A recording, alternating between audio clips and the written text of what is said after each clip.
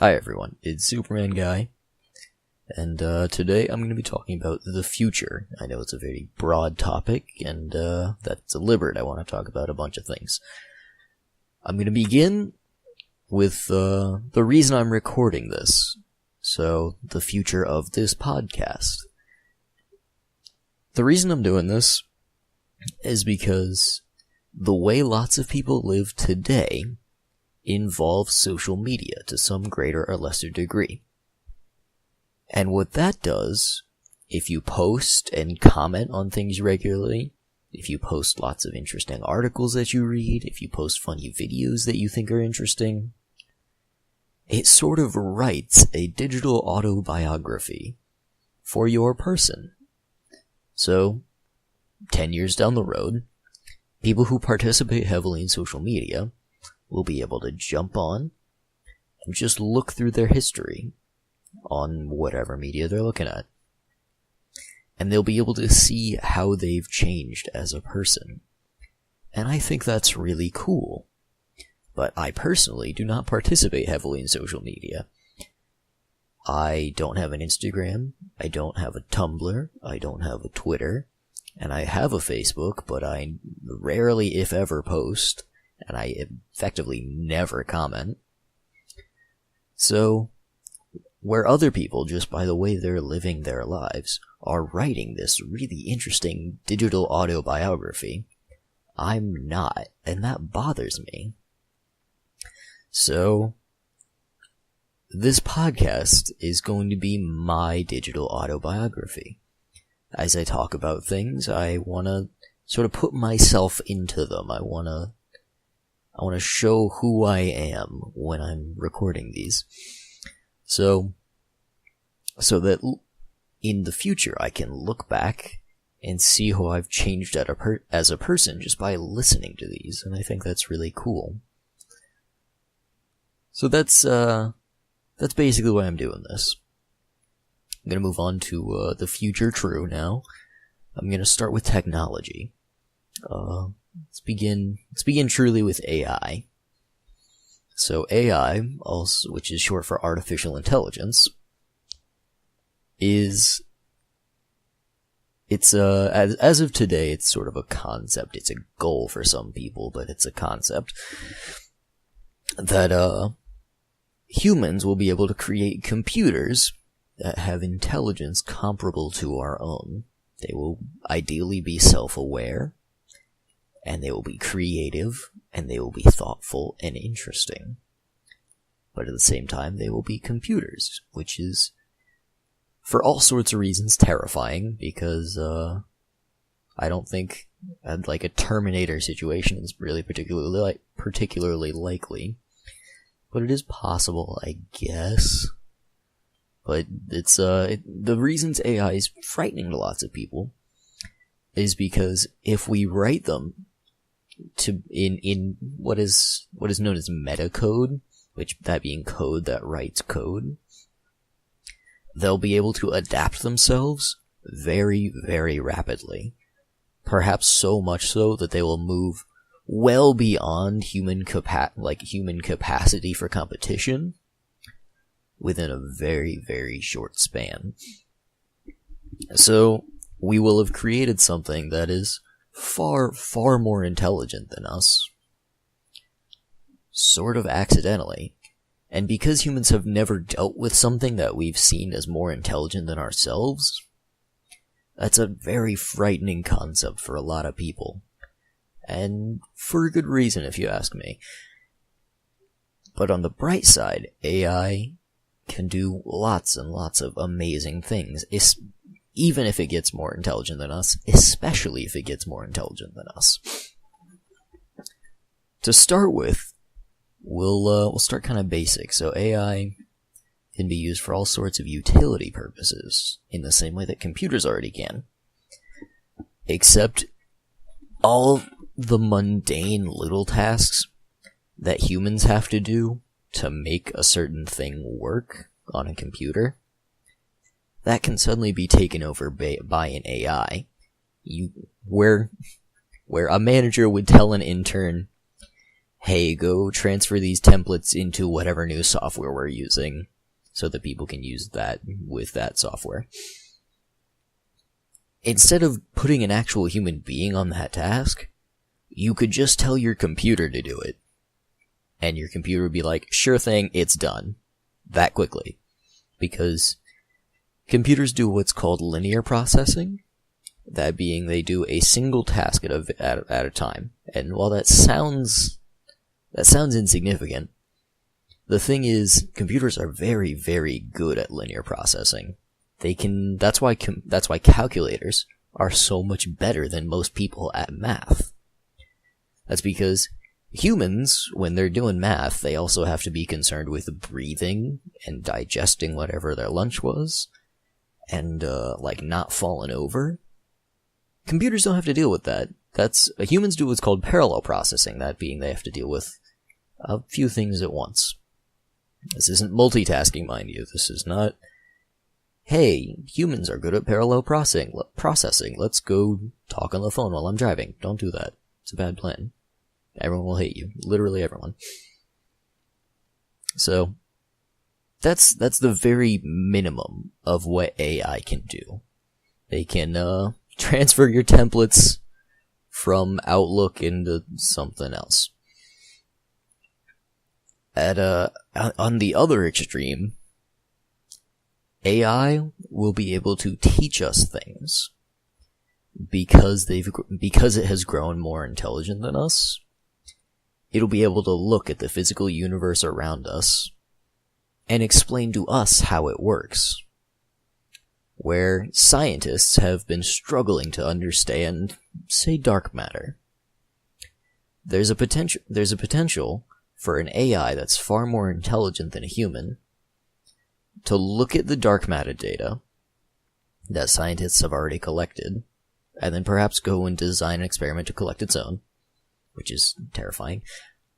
And then, using that data, the AI could potentially understand dark matter to such a degree that it could teach us to understand dark matter. And that's amazing. I think that's the best case scenario, if an AI becomes more intelligent than humans. Worst case scenario is something like, there's a short story entitled, oh man, what is it? It's, I have no mouth, but I must scream.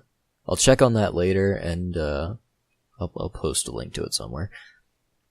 And it's a terrifying short story about a rogue AI that has effectively conquered the planet and is confined by it, and it hates humans for it. And so most of the short story is just this AI torturing people, and it's horrible. It's a good read, very creepy and very disturbing, but it's a good read, and I think it's worth thinking about. So that's AI. Lots of potentialities. Some of them good, some of them bad, some of them very good, some of them very bad. I might talk more on that later if you want to think about it. If you want to think about AI outside science and utility, a good movie to watch is Her, Spike Jonze movie by the title Her. That's just capital H-E-R. And it's about the idea that an AI could develop emotion. So that's really interesting. It's worth watching if you think that sort of stuff is interesting. I'm going to move on to bodily modification, that being bionics. So the bionics, for the uninitiated, is just the idea that technology integrated with biology. It's very layman's definition of bionics. And the idea here is that bionics will surpass biology sometime in the near future. One chief example of this, to show that it's actually occurring, is an article I read recently about bionic lenses, those being the lenses in your eye. And these lenses are superior to biological lenses. And so, and just for some perspective here, a human being with 20/20 vision can see the hands of a watch at 3 meters. So a person standing in front of you holds up their watch in a super weird angle, and you can read it really well. And you can see the time, and they're 3 meters in front of you. That's a little over 9 feet. That's pretty impressive. 9 feet's not super far. 9 feet's pretty far. And watches are really small. But these bionic lenses, the statistic in the article was that they will allow a human being to see the hands of a watch at 10 meters. That's from 3 meters to 10 meters. That's more than tripling the effective distance at which a human being can read the hands of a watch. Imagine a person 30 feet in front of you, and they hold up their watch and you can read it. That is amazing. And I think this instance in particular is really interesting. First of all, because the article had it slated to be consumer ready within 2 years. That's amazing. So, within 2 years, a person, let's say they have cataracts. They go to the doctor to have surgery to fix their cataracts because it's escalated to a point where they're like go blind or something. And they go to their doctor, and the doctor says, alright, sure, we can do the normal cataract procedure, which just replaces the lens in your eye, with artificial ones that'll give you basically 20/20 vision. And they won't deteriorate because they're artificial. Or, for a little more money, or a lot more money, it's sort of up in the air, we can give you these bionic lenses that will make your vision 3 times better than that of the human beings today, with what is considered excellent vision. 3 times better than those people. I think anybody who has the money will just be like, well, yeah, why wouldn't I take amazing vision? And that suddenly becomes really interesting, because this wasn't offered to mere lay people. This was offered to somebody who had a condition, and their condition necessitated a procedure. It necessitated surgery to fix their eyes. So this person who's getting these bionic lenses to replace their messed up eyes from cataracts, they're given the opportunity to make themselves vastly superior in vision to people with excellent vision because their eyes were messed up. Suddenly, it's become advantageous to have a predisposition to cataracts. Suddenly, because you had cataracts, and it makes you eligible for this bionic lens surgery, you're suddenly an amazing marksman, for example. Is that fair? I think it's a worthwhile question. I don't have an answer, because it's not really a thing that's become an issue yet, and I think it will in the near future, but it isn't yet. So we'll just hope.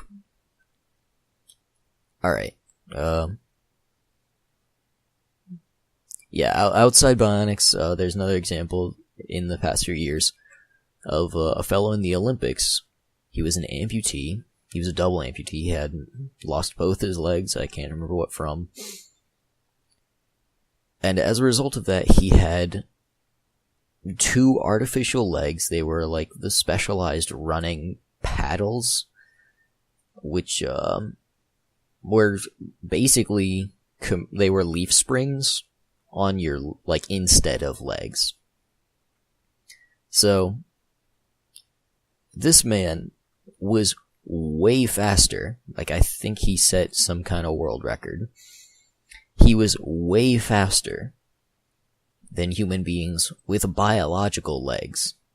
And the question was suddenly raised, whether he had an advantage because he had lost his legs. And I think that is super wild. And once again, the question just arises, is it fair to people who didn't lose their legs that this man with fake legs is way faster than them? I mean, certainly the man was an amazing athlete in his own right, and it's unfair to place a lot of focus on the fact that he had artificial legs. But it still raises the interesting question. So I might talk more on that later. Let's move on to video games. So I personally play a lot of video games, probably more than anyone should. I don't have a number, so don't ask. And as of today, video games are largely just sort of, for me at least, it's a way for me to kill time. If I'm sitting around bored, I'll pull up my laptop or pull out my phone and sit there and play a video game for a few minutes. And I think that's kind of a bummer. Like, sure, in lots of video games it's a really interesting opportunity to explore a fictional world in a way that can't be done through any other media. And I think that is exactly why video games are going to be very, very important in the near future. And it's because they provide a degree of interactivity that no other media can provide. Like, sure, lots of amazing fantasy settings exist for novels, for fiction. And you can't knock those. Lord of the Rings, Middle Earth, is amazing. The fact that a human being crafted that with words, and you can go read The Hobbit, The Fellowship, Two Towers, and Return of the King, and know about Middle Earth, and picture yourself in that land, is amazing. But at the same time, a video game that's done well, set in Middle Earth, allows you to feel like you're actually there. You're no longer imagining yourself walking through the Shire. You can take your character and walk him through the Shire. And you can go see Bilbo's round door with the doorknob in the middle. And that's amazing. No other media allows you to do that. Movies sort of do the same thing as books, except it's more visual and less imaginative. And with video games, I think in the near future, and I think already to some extent, people are viewing them as a really, really unique opportunity for storytelling. And for... It allows the consumer to build their own story in whatever world this is. And that's amazing. But I think that's sort of the lower limit of what video games can do. Recently, I got to see a demo for a project that was being performed at my university, in which some students had set up an Oculus Rift, that's a virtual reality headset, with like a motion sensor array affixed to the Rift. And what they were doing with this was that they could go and stand in this specialized facility with a bunch of motion capture cameras, and through this headset they projected biological molecules, like physical chemistry, but blown up to a size where a human being could stand and look at it. So, using this Oculus Rift, they were able to go and look at DNA molecules and walk through them and get under them and get inside them and look around them. And that's not a thing that has been possible in the past. It's wholly unique. So, for education and medical purposes, I think there's lots of really interesting potential for video games. And while that example isn't a video game per se, the Oculus Rift is a virtual reality headset designed for video games. And I think you could make the argument that setup and that experiment was a video game. Sort of.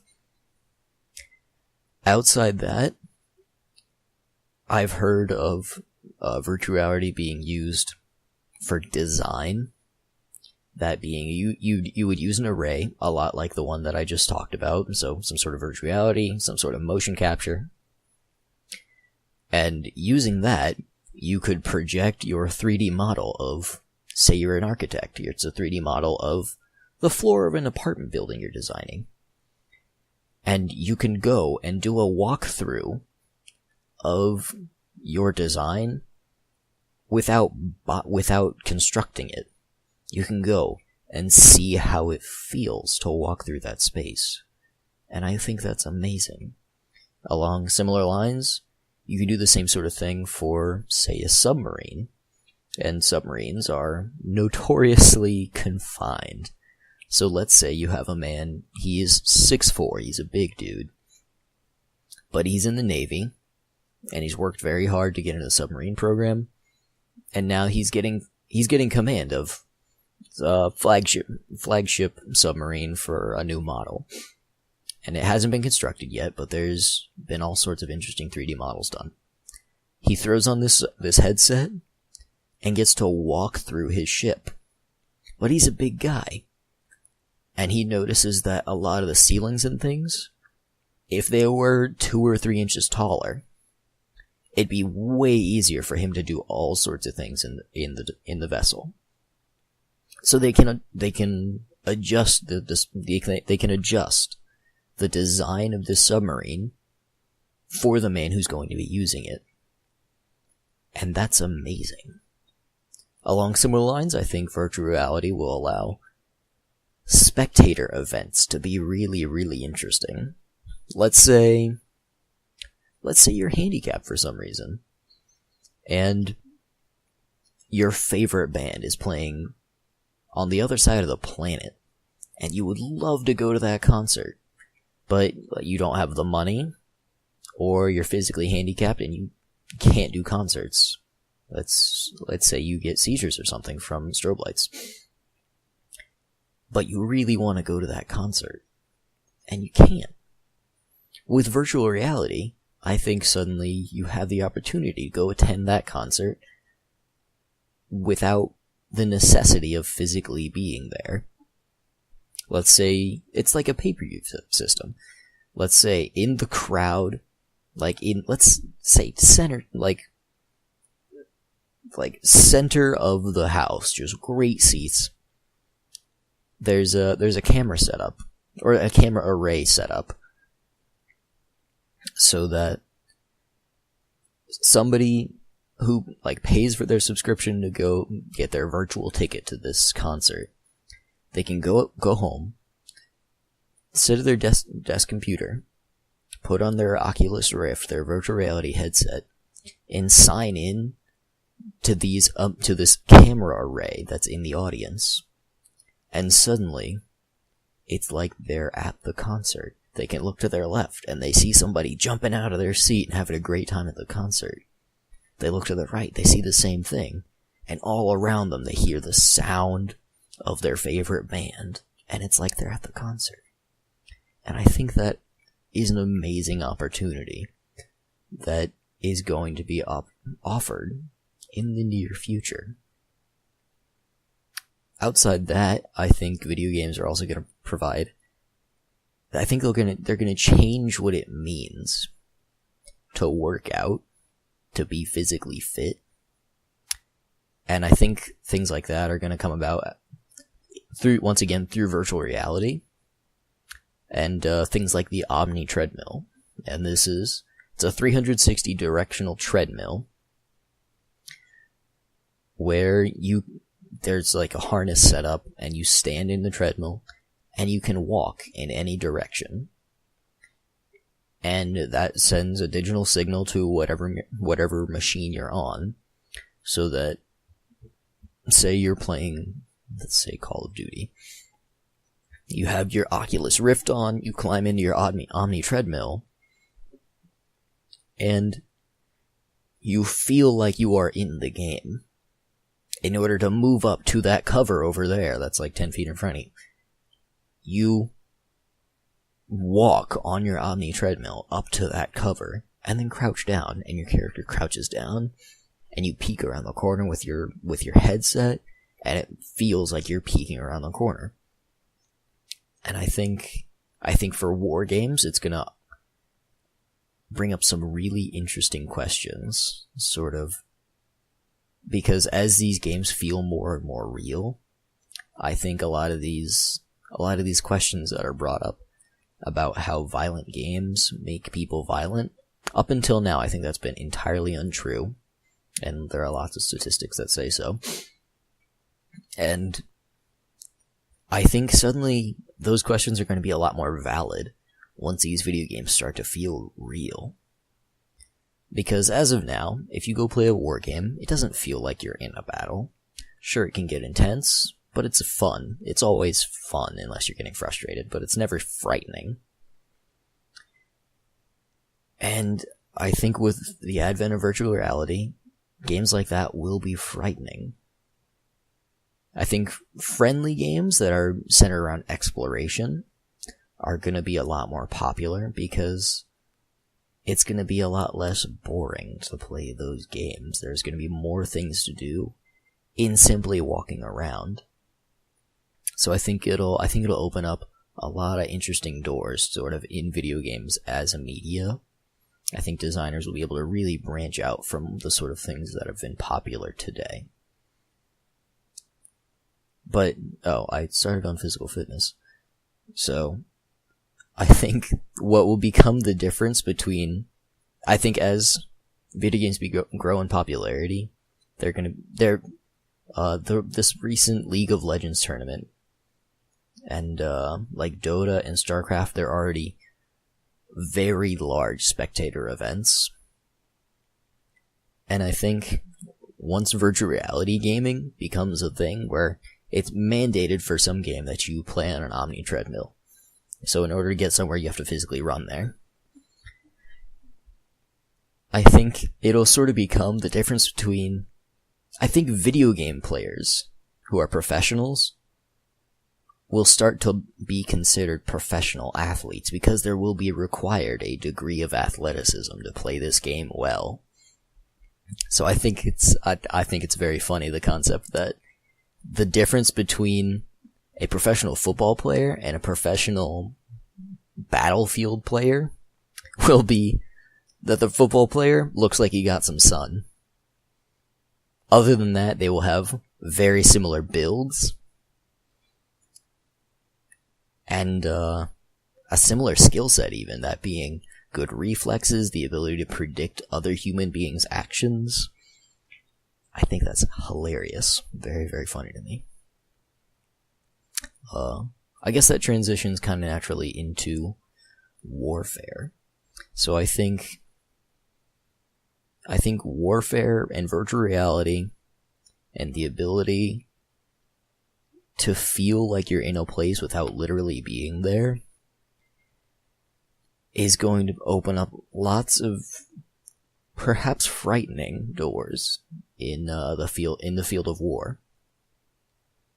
So we all know about unmanned drones, those being flying drones that drop bombs on their enemies without enemies being able to see them coming, and without actually placing any human beings on the side of the drone in the line of fire. And I think that's a terrifying concept. But as of now, if there aren't boots on the ground to identify targets for a drone, it's largely pretty difficult to actually know what you're shooting at with a drone. I think in the near future, drones that can replace infantry are going to become usable. I think it's going to become a real thing that people can use in the field of battle. And I think that's terrifying.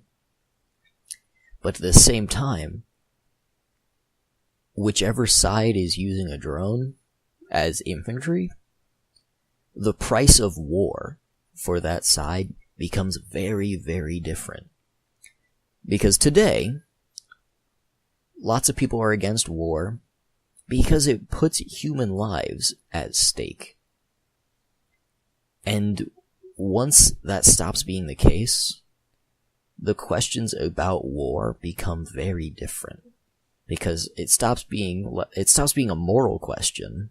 Because let's say it's two highly technologically advanced countries fighting against each other. So much advanced that both of them use drones instead of humans. I think at that point the price of war is more like a price tag, and it becomes less a moral question about putting lives at stake, and becomes more a question about, do we have the money to do this? And I think that's terrifying. So, yeah, I'm not sure I have a whole lot else to say about that. And I'm going to stop this here. Say I'm out of time. It was a pleasure talking to you. I hope you enjoyed listening. If you did, I would love to see a like, a subscribe, whatever you can do.